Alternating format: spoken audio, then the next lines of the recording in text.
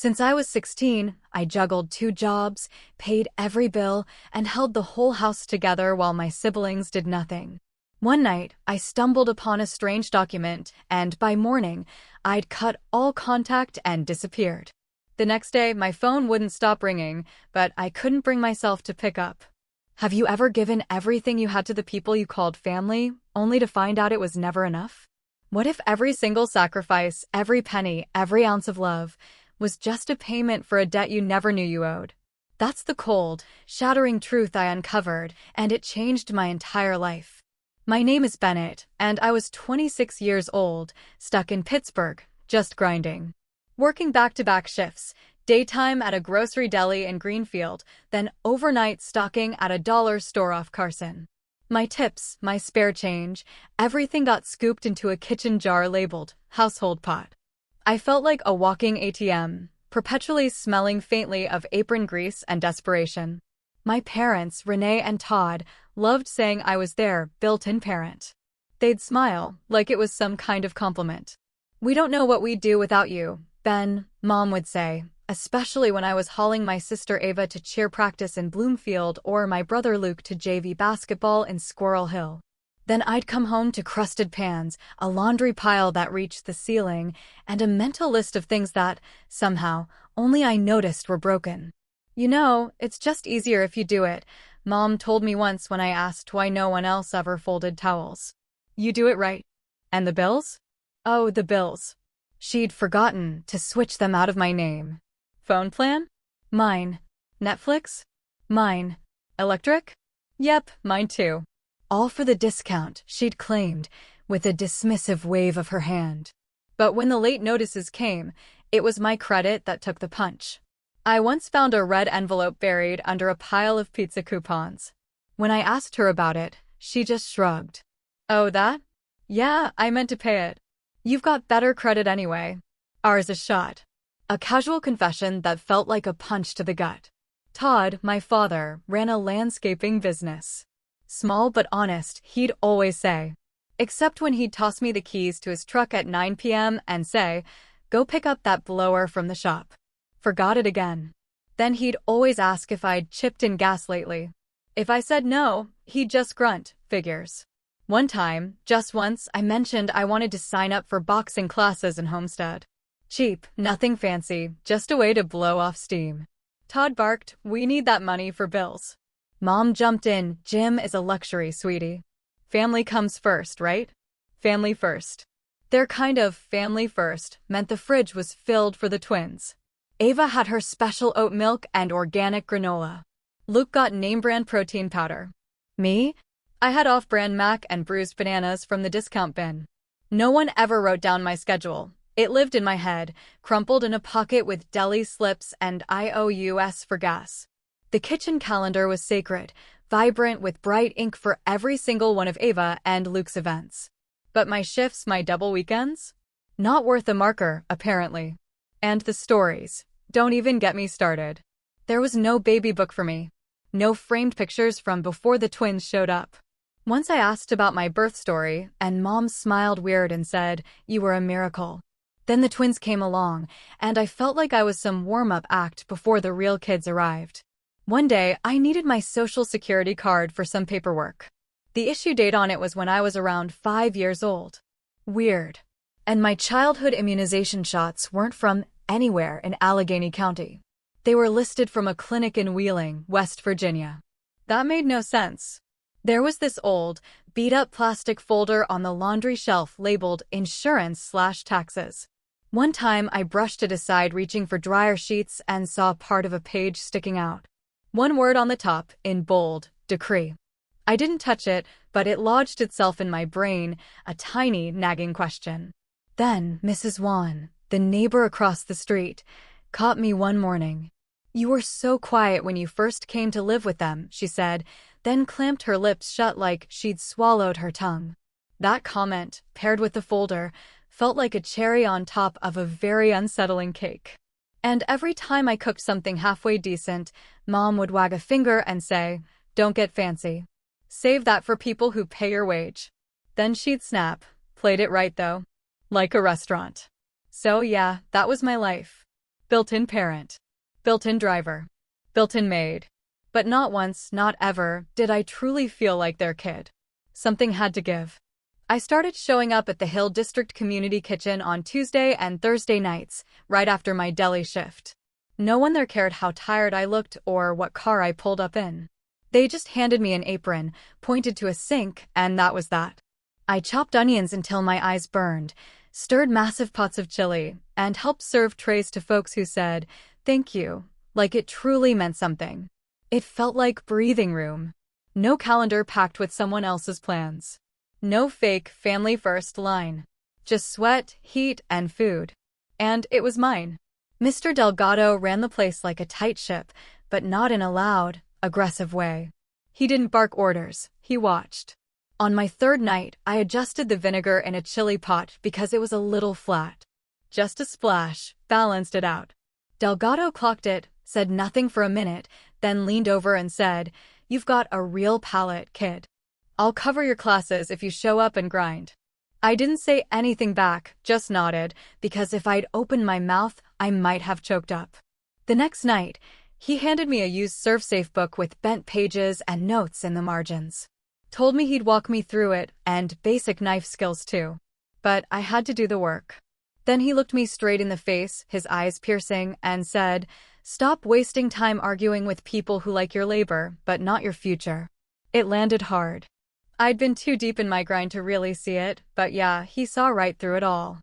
I tried telling my parents over dinner, already knowing how it would go. "Delgado wants to sponsor me for kitchen training," I said, my voice hopeful despite myself. "I'd be taking classes 2 nights a week. I'll still cover rides for the twins. Just need a little flex in my schedule." Mom didn't even look up from her phone. "Who's going to handle their rides when you're at class? The house doesn't run itself, Bennett." Dad didn't wait 2 seconds before chiming in. "Don't get big ideas, Ben. Just be reliable at the deli. That's what matters. That's where the money comes from." They didn't ask who Delgado was. Didn't ask what I wanted to learn. They just shut it down, like I was talking nonsense. It was suffocating. The very next morning, my deli manager pulled me aside before I clocked in. Said someone had called, anonymous, of course, claiming I'd been sneaking meat home at night. Cold cuts and rotisserie. A total lie. I laughed it off, but it stuck. He said he had to log it, just in case. That same evening, Delgado dropped by the deli. No warning. Just came by for coffee. And while I bagged his order, he leaned in low and said, "If anyone asks, I'll vouch for you. You're straight. Don't let them scare you off." His tone didn't change, but it was the first time in a long while someone had my back without me even having to ask.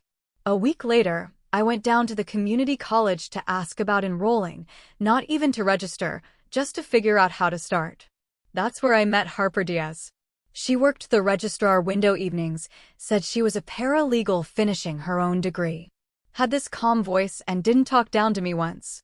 When I told her I was trying to sign up and needed info for my real ID, she asked for my birth certificate details.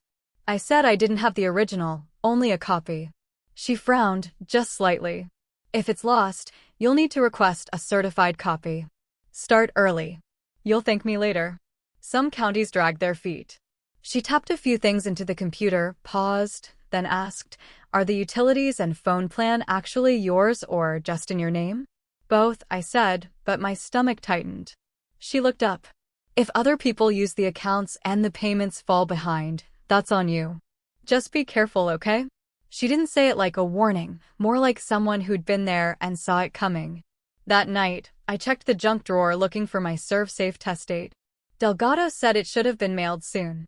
Mixed in with expired coupons and an old charger cable, I found the letter unopened. The test date was 4 days ago. I held it up to Mom in the kitchen and said, "You get the mail every day. Why didn't you give me this?" She glanced at it, shrugged. "Must have slipped. Don't blame me if you're not organized." She didn't blink. Just went back to stirring her tea. It felt like a deliberate act of sabotage, a cruel reminder of where I stood. I rebooked the test myself.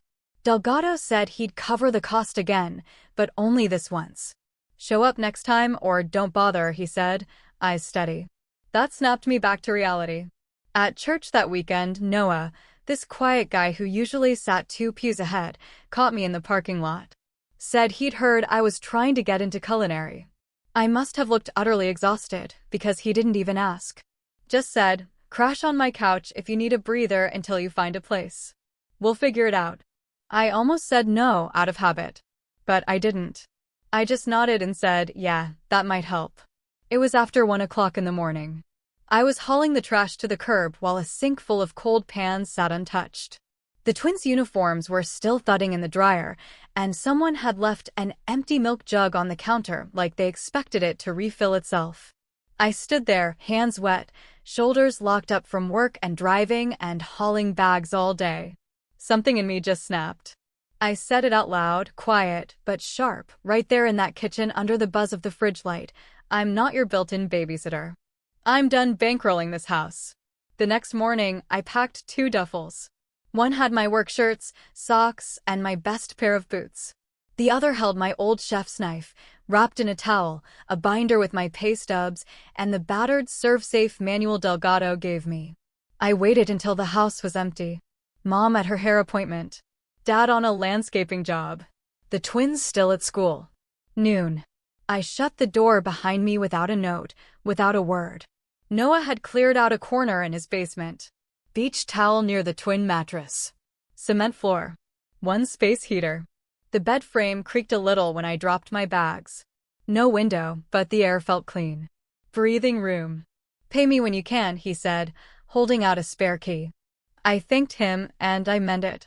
That night, I sat cross-legged on that mattress and exhaled so hard I had to sit still a few minutes before I could even start thinking again. First move. The next morning, I went to a credit union and opened an account solely in my name. Real ID and everything. New routing number set. I called my boss at the deli and switched my direct deposit right away. Next, I logged into the phone plan, the one I'd opened when I was 19 because "you're the only one with decent credit, Ben." I ported my number to a prepaid carrier. The other 3 lines, Mom, Dad, Ava, were showing past due by $89. Luke's line had been cut off last month, and he'd switched to a prepaid, so it wasn't on the account. Didn't matter who ran it up. On paper, it was mine. I backed out of that account and canceled Netflix. I scheduled the electric service to transfer out of my name at the end of the current billing cycle. Picked up a small prepaid hotspot for class stuff. When Mom texted me a few hours later saying, "The TV stopped working. Fix it," I didn't answer. Dad left a voicemail that night. No greeting, just "family comes first. Your tips are household money. And you know that." I stared at the phone while it played, then set my lock screen to silence unknown numbers. I walked into Delgado's kitchen the next day and said, "I'm good to make every class now. No more rides, no more house stuff." He didn't smile or ask why. Just nodded and handed me a binder with food safety drills, knife diagrams, and the weekly schedule. "Show up. Do the drills. No excuses," he said. That was it. Harper came by the kitchen that night. She saw me trying to track my hours and food costs on a scrap of receipt paper and didn't say anything snide. Just pulled out her laptop and said, "I made a budget template you can copy. Rent, food, class fees. Start simple. Document everything, especially anything from the old accounts. Just in case." I didn't argue. I just nodded and took the flash drive she handed over. It felt like someone tossing a life raft without asking if I could swim. That first week away, I slept through the night for the first time in years. No footsteps waking me up for one quick ride. No last-minute laundry piles. No late-night grocery runs because someone forgot cereal. Just silence. One night, I even slept through my alarm. Missed breakfast, but I didn't feel bad about it. Each morning, there was still this 5-minute stretch right after I woke up where the guilt hit hard. Not because I missed them, but because I knew how they'd spin it. "You abandoned the family." Or, "You're ungrateful after all we did." I'd hear their voices in my head before I even got out of bed. But once I stood up, pulled on my work shirt, and saw the calendar with only my name on it, that weight slid off. My shoulders dropped, and the guilt, it passed. Noah didn't ask for updates. He kept to himself, mostly, working nights at the medical supply warehouse. Every few evenings, he'd tap on the basement door and drop down with extra leftovers, or just to sit a few minutes before his shift. Never pressed, never judged. "You getting your footing?" he asked once. "Yeah," I said. Finally. Delgado kept it tight at the kitchen. No room for sloppiness. He corrected my cuts, drilled me on safe temps, taught me how to taste before I seasoned, not after. It wasn't just school. It was sharper than that. Every second had weight. "Respect the line," he'd say. "You don't respect it, it won't respect you back." I took it to heart. One night, I texted Harper a screenshot of my updated budget. No emojis, no fluff, just a message. Bills balanced, no past dues. Groceries covered. Still on track. She responded 5 minutes later. "That's what we call a grown adult move. Proud of you." I sat on that twin mattress, eating a bowl of leftover rice and beans from the kitchen, and stared at that message longer than I needed to. Not because of the words, but because I finally believed them. I was on my 15-minute break behind the deli, sitting on the curb, trying to cram for my ServSafe exam with a highlighter and a lukewarm coffee when I saw Mom's minivan roll into the lot. She pulled up way too fast, parked crooked, and got out like it was some emergency. Her eyes were already wet when she walked up. "Benny, just hear me out," she said, like she hadn't been ignoring my texts for 2 weeks. I stood up and didn't say anything. Just waited. She rubbed her temple, then went straight into it. "The phone bill's a mess now. Your sister's line keeps dropping. I need you to put it back. Just the account, just for the credit score. It's your name, your score." "It won't hurt you." "It's already hurting me," I said, my voice steady. "I'm not putting it back." She blinked hard. "You're acting like this is all just nothing. Like this family didn't raise you." "I'm not your bank," I said. "And I'm not going back."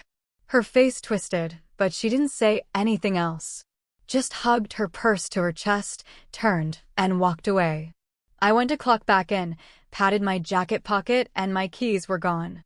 I checked the curb, my bag, the break table, even the floor in the back room. Nothing. I called her. She answered on the second ring. "Oh," I grabbed them by accident. They were just sitting there. "You made me late." She laughed lightly. "Well, I didn't know they were important today." They were. I missed the test window. I had to rebook it for the following week. Delgado didn't say much, but I could see it on his face when I told him. "You better not make that a pattern," he said. "Second chances don't mean you get thirds." I passed it a week later, scored high, kept the paper slip folded in my wallet like a badge. But it sat heavy. Later that month, I went to the library to print some class notes and figured I'd finally pull my credit report while I was there. I needed to know how deep the damage was. There it was. A store card I didn't open under my name, with a balance of $1,182. Opened 4 months ago. Same home address I just left. I stared at the screen, fingers frozen on the mouse. It was in my name, my SSN. My problem? I printed it out and took the bus straight to the kitchen. Harper was already there, doing homework in the corner with her headphones halfway on. I dropped the printout in front of her and said, "That's not my debt." She read it, jaw clenched. "We can dispute this. Also, you need to send them a cease and desist. If they use your info again, it needs to be on record." We sat down at her firm's copier the next day and drafted the letter together. Clear, direct, stop using my identity for accounts or credit. She helped me get it notarized and sent certified. I still remember her saying, "This isn't spite. It's protection." Delgado backed me too. When I told him what was going on, he pulled a wrinkled letterhead from his drawer and said, "Tell me what to write. I'll sign it. I've seen you clock in, work clean, hit deadlines. If it goes to court, I'll say what I know." I filed a small claims case the same week. Went downtown, waded through metal detectors, and handed over a folder with copies of my bank statements, ID, credit report, and a screenshot of the disputed card. The clerk stamped everything and said, "You'll get a hearing date within 6 weeks." That night, I got a text from Mom. "You're tearing this family apart over a piece of plastic. Hope you sleep well." 2 days later, Dad called from a blocked number. His voice was calm. Too calm. "Just put the Netflix back." Your sister's stressed. All this overreaction for what? I hung up. Delgado put me on steam table prep for the night crew. I stayed late practicing Brunoise cuts on carrots and celery till my hands cramped. He walked past, glanced down at the cutting board, and said, "Clean cuts. That's how you keep the line flowing." I asked him about steam table timing. "How do I hold the greens without turning them to mush?" "No wasted motion," he said. "Season, taste, adjust. Stop second-guessing. You already know when it's right." I started trusting that. The nights were long, but they were mine. No side eyes, no guilt texts. Just prep, cook, clean, sleep. One night, Harper came by after her shift with a folder under her arm and a hot tea in the other hand. "Got bored," she said. "Mocked up a few logos, something simple. If you ever want to put a name to what you're doing." I flipped through the pages, doodles, fonts, a little drawing of a fork next to a skillet. It hit harder than it should have. I asked if she ever thought of opening her own thing. "Not really," she said. "My mom tore everything I liked apart before I could finish it. Got good at not starting." We didn't go deeper than that. Just talked sauces for a while. Safe ground. Real ground. A couple nights later, Luke texted from a new number. "Mom says you stole from us." I stared at the message a long time. Thought about the phone bill, the late electric, the debt in my name, the ride schedules, the drained credit. I replied, "I didn't. You know me." That was all I wrote. I didn't add anything else, and I didn't wait for an answer. The sun hadn't even cracked the sky when I parked outside the warehouse space in the Strip District. My Cambros were stacked in the back seat, labeled and taped down tight. I carried them in one by one, shoulders burning from weight and nerves, and set up my station near the back table by the utility sink. Pulled chicken with tangy slaw, pierogi hash with hot honey, and roasted carrot salad with mustard vinaigrette. That was my lineup. Delgado handed me the keys to that corner and said, "Don't overthink it. Just feed them." I taped a line diagram to the wall, labeled every tray, and double-checked holding temps like it was a state exam. Harper was already up front, setting up the sign-in table. She looked at my labels, raised an eyebrow, and smirked. "You labeled the tongs?" I shrugged. "I like knowing what goes where." She handed me a Sharpie. "Then you missed the sauce ladle. Get it together, chef." The volunteers trickled in around 7 a.m. Neighbors from the hill, a few church folks, a couple of food bloggers with camera gear that looked more serious than they needed. I kept my head down and my station clean.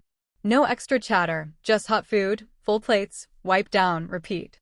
Then a volunteer tapped my arm and leaned in close. "Do we have a copy of the permit on site? City guy might swing by." Someone said it's missing from the binder. My stomach dropped. Delgado was off fixing a fryer issue, and the binder was nowhere in sight. I scanned every table, trying to stay calm, but my pulse was jackhammering. That pop-up could get shut down in 5 minutes over a missing page. Harper clocked the look on my face from across the room. She jogged over, already unzipping her tote. "Breathe. You're covered." She pulled out a folder and slid it across the table, copies of my ServSafe, the pop-up notice, and the temporary health permit with today's date highlighted. I grabbed it with shaky hands and nodded. "Got your back," she said, then went back to her table like it was nothing. By mid-morning, the room was packed. Steam clung to the windows. Music bumped from somebody's Bluetooth speaker. The slaw was getting low, so I doubled the next batch and went heavier on the vinegar this time. Plates kept coming back clean, which is how I knew I wasn't screwing it up. Some guy from the local event board came around mid-shift and told us there'd be a mini cook-off added to the fundraiser. Comfort food category. Quick vote. No entry fee, just for fun. Delgado clapped once and shouted across the kitchen, "You and Bennett." I nodded. Already knew what I was submitting. Pierogi hash, caramelized onions, diced kielbasa, hot honey drizzle. Pittsburgh enough to feel familiar, but mine. At the end of service, they read off the winners over a staticky mic. My hash took first. They handed me a little envelope. Microgrant, $2,500, plus a shout-out in the East End Neighbor blog. I stood there holding it like it might vanish if I blinked too long. Delgado clapped me on the shoulder. "You earned that. Don't spend it on anyone's phone bill." I laughed, short and sharp. But yeah, I heard him loud and clear. The buzz was still in the air when I caught sight of someone standing too close to the coffee table. Dad, in his faded landscaping jacket, talking to one of the church volunteers like he owned the place. He owes us, I heard him say. We raised him. Duty doesn't end just because you get a little attention. I was ready to walk over and end it. But Noah beat me to it. Didn't say a word, just stood next to me, arms folded, eyes locked on Dad until he got the message. Dad turned, mouth half open, then saw us both, and left without saying another thing. After cleanup, I sat on an overturned milk crate, my back aching and grease under my nails. A guy with a small food truck, parked near the edge of the event, came over and said, "You the one who did that hash? You ever want a guest spot on a Saturday? Hit me up. We'll split tips. I run ribs and rice. Could use variety." I took his number. 2 weeks later, I rolled in at 6 a.m., and we did rib tips and slaw in Lawrenceville. Sold out by 3. Folks came back asking when I'd be there again. The pop-up post blew up on Instagram. Someone snapped a pic of me next to the chalkboard menu. And another kid tagged a photo of a paper napkin where they'd drawn my name above a house and a tiny skillet, Bennett's Small Kitchen. I saved it and made it my phone wallpaper before I even left the truck. A few days after that, Delgado pulled me aside in the walk-in cooler. "I've got a buddy with a spot in Polish Hill above his lunch place. 1 bedroom. Nothing fancy, cheap rent, but it's above a kitchen. If you're serious, I'll make the call." "I'm serious," I said. I didn't even need to think about it. Later that week, at another weekend event, I was serving trays when I saw a kid in a black hoodie, head down, standing in line with a few dollars in hand. It was Luke. He didn't say anything at first, just looked around, took in the crowd. Then he said, "Slaw is hitting hard. You make this?" "Yeah," I said. He handed over crumpled bills and took his plate. "Tastes better than what we got at home," he added. "Just saying." He walked off before I could respond, but I saw him finish the whole thing. That night, driving Noah's old Prius since my car was still in the shop, we rolled down the windows and let the air hit us. I had grease on my shirt, tips in my pocket, and a win I didn't know to anyone but myself. Noah was laughing about some guy who tried to trade 3 pickles for a second plate. I was laughing too. Couldn't stop, actually. It felt good. It felt earned. I needed a certified birth certificate for my real ID and the final culinary enrollment form. The school had already let me register for classes, but they flagged it. No certified copy on file, just the scan I had from years back, folded and faded. I texted Mom, short and to the point, "Need my birth certificate. State copy. Real ID deadline." She replied a few hours later. "Must have filed it somewhere safe.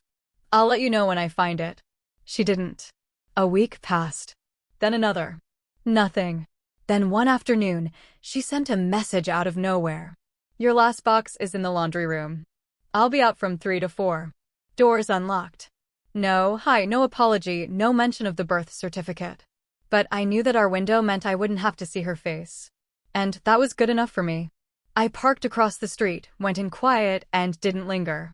The box was right where she said, duct-taped sloppily, my name written in faded Sharpie. I had my hand on the doorknob, ready to walk out, when I stopped and looked at the laundry shelf.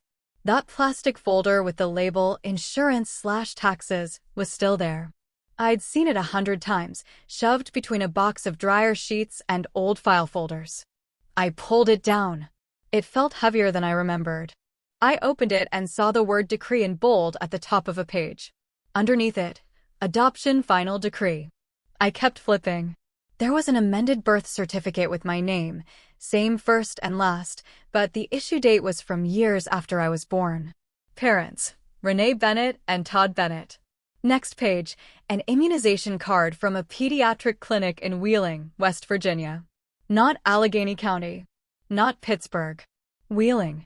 I checked the SSN paperwork inside, too. The issue date lined up with when I was about 5. I just stood there, holding it all, hands cold. There's a difference between having suspicions and seeing it printed on state forms. I remembered what Mrs. Wan said once when I was a kid.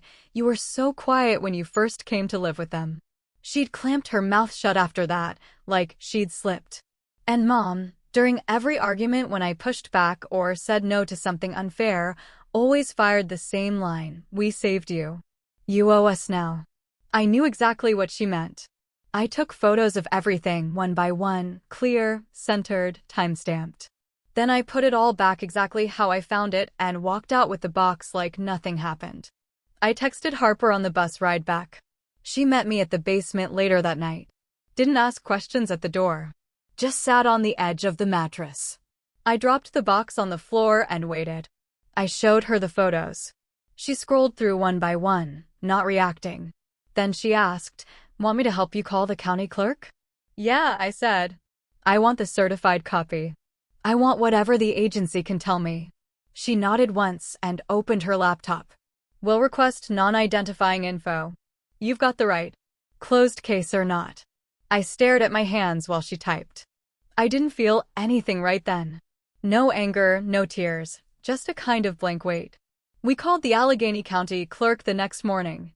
I asked if they could confirm a foster-to-adopt case for a kid with my name, born the year I was, adopted by Renee and Todd Bennett. The woman on the phone asked for some ID, then put us on hold. Harper muted the speaker and said, "Whatever happens, it's real now. Not just guesswork." The clerk came back 10 minutes later and said the file was sealed but active. Finalized when I was 5. Right there in Allegheny County. She confirmed the amended certificate and the names of my adoptive parents. That was all she could give, but it was more than enough.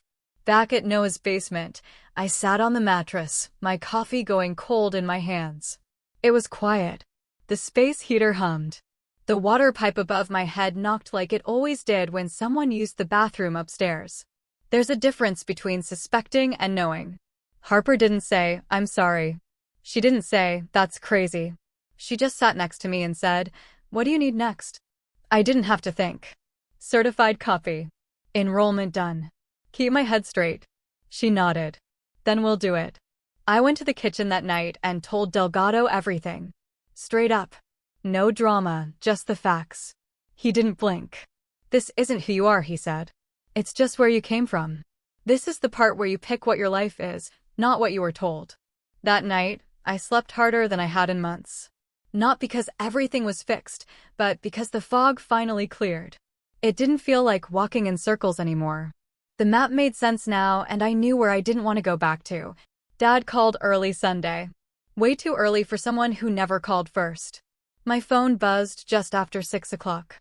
"Come home for breakfast," he said. "Just you and me. Talk a little." I said I'd meet him, but not at the house. He offered a diner by the river, the one near the train yard that hadn't changed in 30 years. Vinyl booths, metal napkin holders, and burnt coffee that tasted like cardboard. I got there first and grabbed a booth in the back. He came in wearing the same navy hoodie he always wore for landscaping jobs, with dirt still crusted on the sleeves. He sat down across from me and didn't look at the menu. The waitress poured coffee and walked off without asking. He took one sip, then leaned back. He didn't ask how I was, didn't mention the last 5 texts I hadn't answered. Instead, he sighed and said, "The house is falling apart." I waited. He kept going. "Your mom's behind on the electric. The phone plan's disconnected. Netflix is gone. The fridge went out and we had to throw everything. Luke's missing school trying to take Ava to practice. They're overwhelmed." I stayed quiet. Then he added it, the line I'd heard a million times. "We saved you, you know. Don't forget who raised you." I didn't forget, I said. "I also know now about the adoption, the amended certificate, all of it." He blinked once, like that caught him off guard, but only for a second. "Yeah," he said, quieter. "We did foster to adopt. Got a little help for a while. That's how it worked. Then the twins came along and things got tighter." He looked at me like I was supposed to thank him. Like that half-confession cleared something. "We did what we could," he added, like I'd asked for an apology. I hadn't. I sat my coffee down and said, "You're asking me to come back and carry it again." He didn't deny it. Just leaned forward and said, "If you moved home, we'd help with your schooling. Rent-free, it would free you up. You know, we'd support you." "Support me with my own paycheck?" I asked. "Same setup. My money in your bills, my name on your accounts." He shook his head like I was being dramatic. It'd be a trade. Everybody wins. I pulled out 2 folded sheets from my coat pocket and slid them across the table. One was the cease and desist Harper helped me write. The other was the small claims paperwork with the court dates circled in red. Stop using my name, I said. Stop opening things under my info. Pay your own accounts. He looked down at the papers like they were in a foreign language. Then he looked up and gave the same line he always used when he lost control of the narrative. You always were ungrateful. I didn't bite. I just stared at him, still and quiet, until he stopped talking. The waitress came back and asked if we wanted to order. I told her I'd just take the check. Dad didn't say a word after that. 6 weeks later, right on the timeline the court clerk gave me, the hearing came up. I showed up with a binder neatly tabbed, credit report, statement copies, dates, screenshots. Harper sat outside the courtroom while I went in alone. Mom was there. She didn't say anything. She cried quietly in the hallway before we went in. But I didn't stop. I sat down, told the judge what happened, showed the documents, and kept my voice steady. No drama, just facts. The judge sided with me, ordered a refund, said the store card was fraudulently opened and the Bennetts were not authorized users. I walked out, past Mom in the hallway. She reached out once, like she might touch my arm, then pulled back and turned her face toward the window. I didn't say anything. I didn't need to. The next day, Delgado handed me a set of keys wrapped in a takeout menu. Small second-floor place over a lunch spot in Polish Hill. Tiny stove, walls the color of old plaster, kitchen vent that rattled when the weather changed. It smelled like fryer oil and burnt toast. It was perfect. This place is yours if you want it, Delgado said. You earned it. I told my guy you'd keep it clean and pay on time. Don't make me a liar. I didn't. First night, I unpacked my knife roll, hung up a magnetic strip on the wall, and scrubbed the tiny prep counter with a sponge until it stopped smelling like last week's soup. Harper started coming by more. At first, just to help organize the next fundraiser. Inventory lists, permit forms, recipes with backup weights and batch counts. She was calm, focused, didn't rush anything. She kept my head straight even when I started spinning out about portions or head counts or city inspectors. One night, she stayed late going over packaging options for to-go plates. We didn't talk much, just sat on the floor with menus and paper samples spread across the rug. When she left, she said, "You know you're doing it right. You're actually building something." I didn't answer out loud. But after she left, I looked around that room. The clean dishes, the labeled storage bins, the quiet, and I finally believed it. The house back in Greenfield was still falling apart. But for the first time, I wasn't under the rubble with it. The twin school held a spring awards night in the gym. Folding chairs, cheap streamers, those giant laminated certificates the school loved handing out like candy. I showed up on time but stayed in the back row, behind the last row of parents and under a half-dead ceiling fan. I clapped when Ava got a leadership award for cheer and again when Luke got recognized for most improved in JV hoops.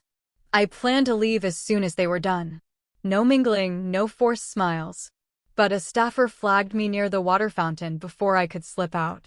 Middle-aged guy in a polo with the school's name embroidered on the chest. "Your parents said you might say a few words tonight," he said. "Just as the older brother, talk about how you're supporting them, offering help with college. It would mean a lot." I blinked at him. "No speech for me," I said. "Not tonight." I walked straight past him and back to my seat. The program wrapped with applause and a kid stumbling through the national anthem on keyboard.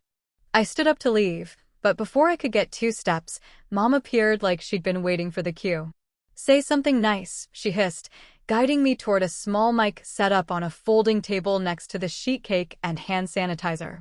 She gripped my elbow tight and forced a smile for the people watching. I looked at the mic, then at her, then at the kids behind her, trying to keep from looking our way. I leaned in and said loud enough to carry, "I'm proud of you, Ava and Luke. You're working hard, and it shows. I'm building my own life now. But if either of you want shifts at my prep kitchen, I pay fair and on time. That's what I can offer." Mom's smile twitched. She stepped forward, laughed nervously, and added, "He's going to help with tuition, too, of course." I looked at the mic again. "I'm not committing to that," I said, flat and direct. Then I stepped back and walked away. Silence hit harder than I expected. A couple parents suddenly found their phones really interesting. One mom looked down at her kid's snack cup like it was the most fascinating thing in the world. Dad stood stiff near the drink table. His jaw locked so tight you could hear it. The twins stared at their plates like they wanted the ground to eat them whole. I waited by the side exit, leaning against the wall. Ava came over first, arms crossed, voice low. "Mom shouldn't have done that," she said. "I didn't know she was going to pull that." "I believe you," I said. She hesitated, then added, "I might take one of those Saturday shifts. I've been trying to save for books anyway." "Good," I said. "Let me know what weekend." Luke stood behind her, hands in his hoodie pocket, not saying anything. He didn't look mad, just blank like he'd hit shutdown mode. "You good?" I asked. He nodded once. No words. They walked out together. I stayed behind just long enough to avoid the parking lot circus. That weekend, I worked the flat top for the food truck guys event in Lawrenceville. The weather was trash, rain and smoke mixed in the air like wet charcoal. But we still sold out. I didn't think about the awards night, not once during the rush. Not when I flipped rib tips or boxed slaw or counted tips with frozen fingers. But when I got home and peeled off my soaked hoodie, I collapsed on the futon and slept like I'd been hit with a hammer. Monday morning, my inbox lit up. The neighborhood paper had run a small story, just a few paragraphs. Fundraiser results. Cook-off win. Microgrant. There was one line at the end. Bennett's Small Kitchen, run by a Hill District volunteer, served a crowd-favorite pierogi hash and slaw. No full name, no photo, just enough. I stood in my tiny kitchen, fridge humming like a distant truck, and reached up to the magnet board. Pulled out a doodle logo one of the kids had handed me at the last pop-up, a fork next to a crooked little house, and stuck it dead center. That was mine. Didn't matter if it looked like a middle school art project. I looked at that magnet the same way I used to stare at my first pay stub back in high school when I bagged groceries at Foodland and thought $24 was a fortune. It wasn't about the number. It was proof. After the awards night, I went home and made a list. Not a wish list, not a dream board. A cleanup list. First thing, I closed every single utility account still in my name. Phone, electric, internet. Done. I sent final notices certified, tracked every envelope, and made sure the end dates lined up. If anything else showed up in my mailbox with my name on it and their address, I wrote "Return to Sender" in thick black Sharpie and dropped it back in the blue box on the corner. That refund from the small claims case finally hit my credit union. $1,182 minus court fees. I moved half into savings and put the other half into my equipment fund. No detours, no family bailouts. That money had a job now. Harper helped me knock out the last pieces of the fraud report. We filed the official dispute, froze my credit to block new hard pulls, and signed up for alerts in case anyone tried something again. While we filled out forms at the kitchen table, she said, "Boring wins are the best wins." I didn't argue. She wasn't wrong. A few days later, my tax refund dropped into the same account. Clean deposit. First one in years with no surprise holds or mystery charges. I took the bus to the south side and bought 2 second-hand stainless prep tables from a closed cafe. Hauled them back in a borrowed van with legs wrapped in packing tape. I found a used commercial blender on Craigslist. Called the guy twice to make sure it worked. Then paid cash and carried it up the narrow stairwell to my apartment above the lunch spot.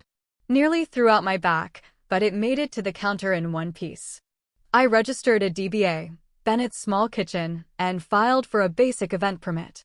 Delgado signed on the paperwork as my mentor. No hesitation. His signature on that form meant more than a whole year of "We're proud of you" from anyone else. That little one-bedroom over the Polish Hill lunch spot stopped feeling like a crash pad and started feeling like a real space. I shifted the futon against the far wall and set up the prep tables under the window. When the street got quiet at night, I could hear the lunch spot's hood vent humming below like white noise. It was better than silence.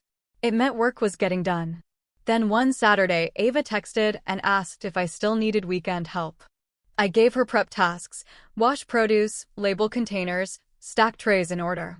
Nothing fancy, but I didn't babysit her either. She knocked it out without attitude and left with a clean white envelope of cash. No promises, no guilt trip. Luke came the next week. Just showed up at the door in a hoodie. Didn't even text first. I handed him a dish towel and pointed at the stack by the sink. He didn't complain, didn't ask questions. Just got to work. We didn't talk much, but he didn't look away when we passed each other. That was enough for now. It was a rainy Thursday when Harper showed up with a suitcase and a few taped-up boxes from her mom's place. She didn't make a speech or ask for permission.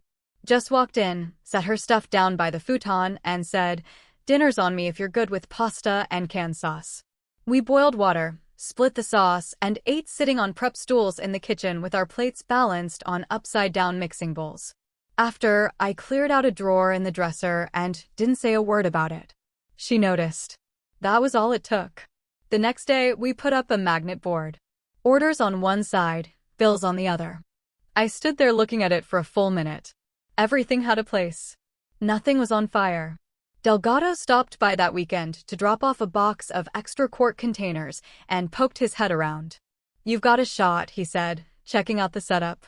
"Keep it about the food and the books. Don't get lost in anything else." "I won't," I said, because finally, for the first time, I actually believed that was possible. The envelope came certified. One from the county clerk with my certified birth certificate. Another from family court with the finalized adoption decree. I didn't frame them. Didn't light a candle or sit in silence. I slid them into a fireproof envelope, sealed it, and tucked it under the sink next to receipts, my vendor permit, and the backup keys for the blender. That was where the important stuff lived now. Right where I could reach it, but out of the way. 2 days later, my phone rang again. New number. I let it go to voicemail. Same number rang again the next morning, then again that evening. I answered on the 4th call. "You're cold," Mom said. No greeting, no question, just that. "I'll meet you in public," I told her. Neutral ground, or not at all. She didn't argue, just texted a time and location. Coffee shop near the East Busway. Neutral enough. They were already there when I walked in. Sat across from each other at a tiny table, hands folded like it was a contract negotiation. Dad looked tired, but didn't say it. Mom had her coat draped over the back of the chair like she planned to stay. I sat across from them, didn't order anything. Dad leaned forward first. "Come home." "No," I said, no hesitation. He looked at Mom, then back at me. "The twins need help." "The house."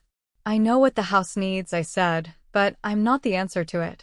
I let it hang there, then added, "I'm grateful you took me in." "I am. I don't forget that. But I won't fund your house or babysit your life. Boundaries aren't punishment, they're how this doesn't keep burning."